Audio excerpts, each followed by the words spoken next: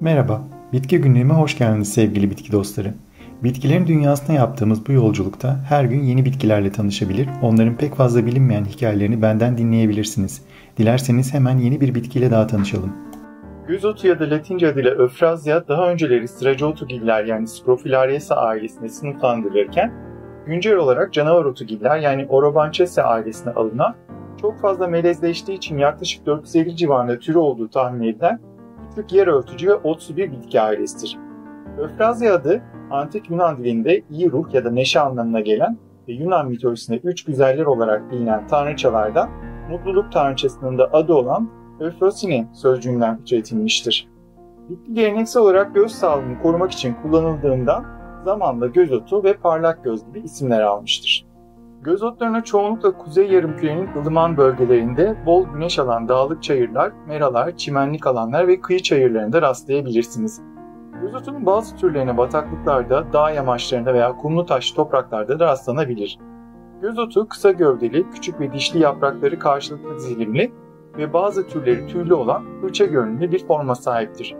Çiçekleri aslan ağzı türlerinin çiçeklerine benzer ve beyazdan mora kadar pek çok farklı renklerde görülebilir.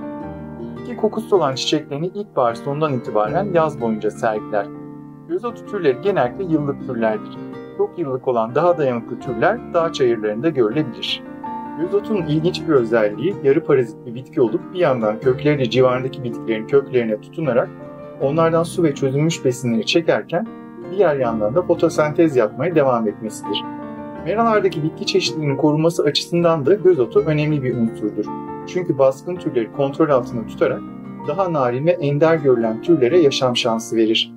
Bitki çiçeklerinde bulunan mor renkli çizgiler ve sarı lekelerle arı ve küçük sinekleri çiçeklerini tozlaştırması için yönlendirir ve çiçeklerinin tozlaştırılmasını sağlarken aynı zamanda tozlaştırıcı böcek yaşamına da destek olur. Göz otu türleri genellikle toksik kabul edilmez. Sıklıkla bitkisel ilaç üretiminde kullanılır fakat ilaç etkileşimleri ve enfeksiyon riski açısından dikkatli olunmalıdır. Göz otu bir mutfak bitkisi değildir. Yine de nadir durumlarda soğuk algınlığı, alerji ve göz çevresi şişkinliklerini gidermek amacıyla çay olarak tüketildiği bilinmektedir. Bitkinin kurutulmuş yaprak ve çiçeklerinin kaynatılmasıyla hazırlanan bu acımsı çay, aynı zamanda göz banyosu ve göz damlası olarak da kullanılmıştır. Fakat siz sakın bunu evde denemeye kalkışmayın çünkü göz gerçekten çok hassas bir organ ve steril olmayan durumlarda kolaylıkla enfeksiyona yol açabilirsiniz. Uzun yıllardır göz iltihapları, konjüktivit, göz yorgunluğu ve yumuşak doku enfeksiyonlarının tedavisine kullanılmaktadır. Doğal pazarlarda göz otunun bitkisel özünü içeren çeşitli formları kolaylıkla bulunabilir. Göz otu bazı doğal görünümlü bahçelerde ya da kaya bahçelerinde süs amaçlı olarak kullanılabilir. Fakat bitkinin yarı parazit olması nedeniyle kontrolü ve yetiştirilmesi zordur. Ve bu nedenle de genellikle doğa koruma ya da doğal peyzaj çalışmalarında kullanılır. Bitki genellikle tohumla çoğaltılır ve üretimi aşamasında konak bitki olan çim türleriyle bir arada yetiştirilir. Bu nedenle amatör bahçıvanların kolaylıkla yetiştirebileceği bir bitki türü değildir. Göz otunun bazı alt türleri, örneğin Avustralya'da olduğu gibi doğal ortamında koruma altına alındığı için bunları üretmek de haliyle yasaktır.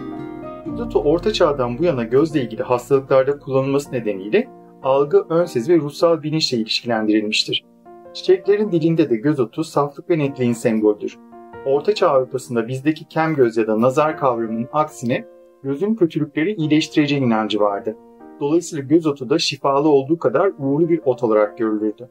Okült öğretiler ve büyülerde kehanet ve üçüncü gözün açılması gibi ritüellerde kullanılan göz otunun görünmeyeni görmeyi sağladığı inancı halk arasında yaygındı. Dolayısıyla göz otunu astrolojide Merkür ve Venüs gezegenleriyle ilişkilendirmek daha doğru olabilir. Daha önce de belirttiğim gibi bitkinin Yunan mitolojisindeki zarafet tanrıçaları olan üç güzeller yani karitlerden biri olan ve neşeyi sembolize eden tanrıça Efrosine ile sembolik bir bağlantısı vardı. Dolayısıyla göz otunun hem gözleri hem de ruhu aydınlatacağına inanılırdı. İlk bir bilgi olarak Efrosine, okyanus tanrıçası Okyanos'un kızı Eurynome ile Olimpos tanrılarının lideri Zeus'un kızıdır. Kardeşleri olan Talya, iyi talifin, Aglaea ise ihtişamın tanrıçasıdır. Eski bir inanışa göre bu üç kız kardeşin antik Yunan şölenlerine ve danslarına katılmak gibi adeta resmi bir protokol görevliliği varmış. Bir efsaneye göre ise insanlar dünyayı artık çirkin, karanlık ve yaşanmaz bir yer gibi gördüklerinde Efrosine yeryüzüne iner ve gözyaşlarını toprağa dökermiş. Bu gözyaşlarının düştüğü yerlerde de göz otlarına bittiğine inanılmış. Gözotu uzun yıllardır bilinen ve yaygın kullanılan bir bitki olduğundan hakkındaki söylenceler de oldukça fazla. Gelin bunlardan en bilinenlerine beraberce göz atalım.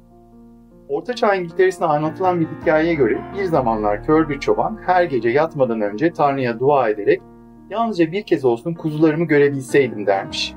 Bir gün çobanın rüyasında beyaz elbiseli bir kadın görünmüş ve ona şifalı bir bitkinin yerini söylemiş.